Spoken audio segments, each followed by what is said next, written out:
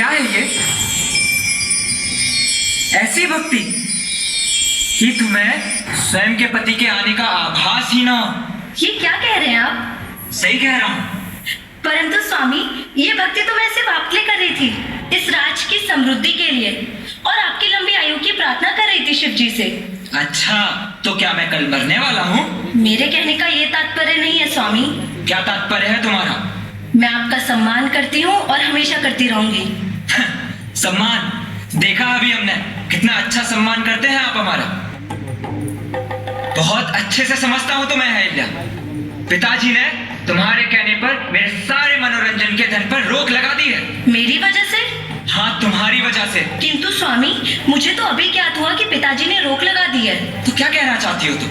ये तुमने नहीं किया? नहीं। परंतु इसका कारण तुम ही हो अहिल्या, क्योंकि बचपन से आज तक ये किसी ने नहीं करवाया। तो अब कैसे और क्यों?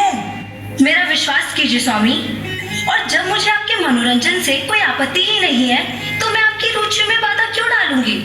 तो अहिल्या, तुम ही मुझे बताओ ना, मेरी मुद्राएं तो हर जगह से रोक दी गई हैं। अब मुझे मुद्राएं लाकर देगा कौन? क्या तुम लाकर दोगी मुझे मुद्राएं? बोलो, क्या तुम मुझे लाकर दोगी मुद्राएं? मुझे मुद्राएं लाकर दो अहिल्या। मुद्राएं तो नहीं है मेरे पास, किंतु एक पत्नी का कर्तव्य जानती हूँ मैं। यदि आपको ऐसा ही लगता है तो ठीक है। ये लीजिए। कंगन, गले का हार, ये सब एक सुहाग की निशानी होती है खंडेराव। ये तुम क्या कर रहे हो? क्या कर रहा हूँ मैं माँ? तुम ये भूल रहे हो कि तुम इस राज्य के होने वाले राजा हो। तुम्हें तो अपने कर्तव्य पता होना चाहिए। पता है मुझे माँ। तुम्हें पता है कि तुम अपनी ही पत्नी के आभूषण लेकर निकले हो? हाँ, लेकर जाऊंगा मैं माँ। खंडेराव, तुम ऐसा नहीं कर सकते। क्यों नहीं कर सकता? क्योंकि ये अहिल्या के आभूषण है। तो फिर मेरी मुद्राएं क्यों रोकी गई? क्योंकि तुम्हें जो मुद्राएं मिलती थी वो इस राज्य की कला और संस्कृति को आगे बढ़ाने के लिए थी, किंतु तुम। हाँ, वो धन मैंने कलाकारों के ऊपर ही व्यय किया है।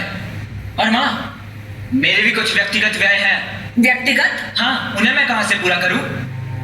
और माँ, आप ही तो कहती है ना, मैं तो इस राज्य का होने वाला राजा हूँ। और है कौन?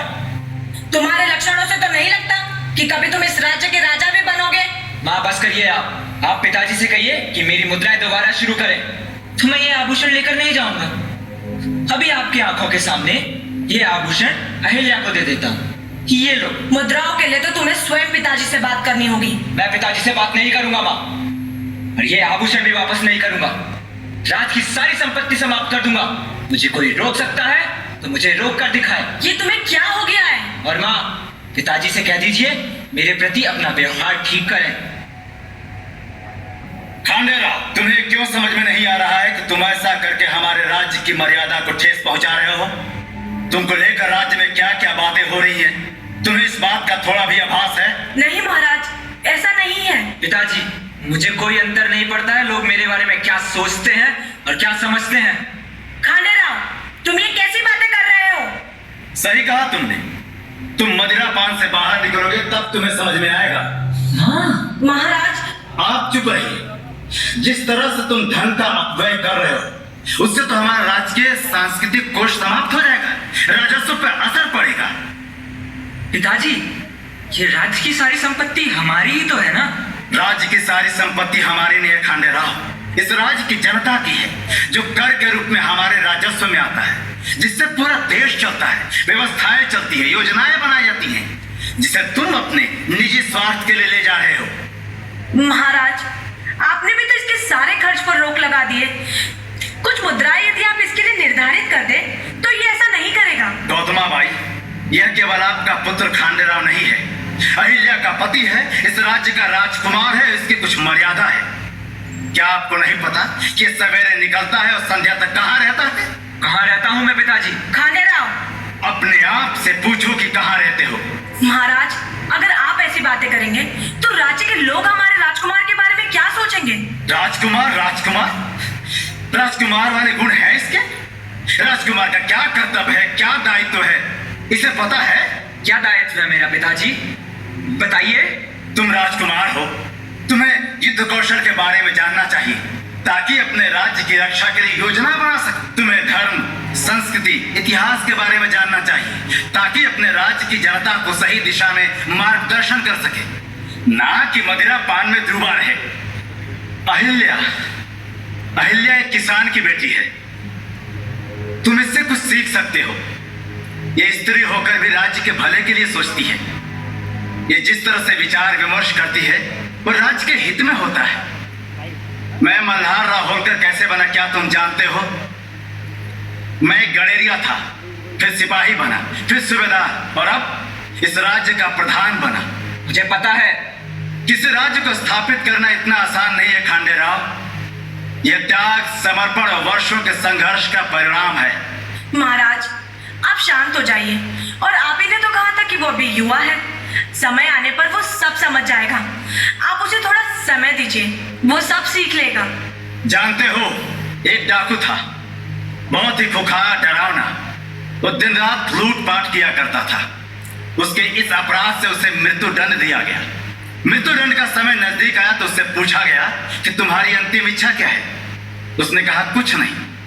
सिपाही ने फिर उससे पूछा कि क्या तुम अपनी मां से भी मिलना नहीं चाहोगे? उसने कहा मां से तो मैं बिल्कुल ही नहीं मिलना चाहूंगा।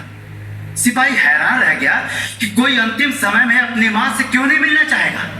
उसने पूछा क्यों, तुम अपनी मां से क्यों नहीं मिलना चाहोगे? डाकू ने कहा कि बचपन में पहली बार जब पड़ोस की मुर्गी उठाकर लाया, उसे छीला, काटा, प्यार से बनाया, मां ने खाया, बहुत खुश हुई। काश कि उस दिन खुश होने के बजाय मुझे डांटा होता, 2 झप्पड़ मारा होता और ये कहा होता कि जहां से मुर्गी उठा कर लाए हो वही रख दो और उस परिवार से क्षमा मांगो। और ये भी कहा होता कि आज के बाद अगर ऐसा कोई कार्य करोगे तो मैं तुम्हें दंड दूंगी। पर मां ने ऐसा कुछ नहीं किया। अगर मां उस समय मुझे सही राह दिखाई होती तो आज मैं डाकू नहीं बनता। कहते हैं कि हर बच्चे की पहली शिक्षिका उसकी मां होती है। आप सही कह रहे हैं महाराज।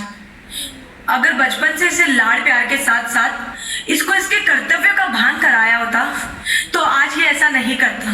ये सारी मेरी ही भूल है। क्या कह रही है माँ? मैं लज्जित हूँ कि मैं तुम्हारी माँ हूँ खांडे राव। ये सारा निर्णय तुम्हारे विवेक पर छोड़ता हूँ खांडे राव। महाराज, माँ,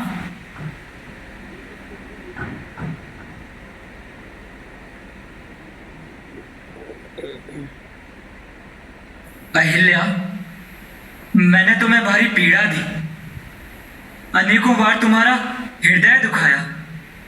क्या तुम मुझे क्षमा करोगी? अरे स्वामी, प्रेम तो सदैव क्षमा मांगना पसंद करता है और अहंकार सदैव क्षमा सुनना पसंद करता है। अहिल्या, तुम मेरी प्रेरणा बनी। तुम्हारे माध्यम से तुमने मुझे मेरा कर्तव्य याद दिलाया। मुझे क्षमा कर दो।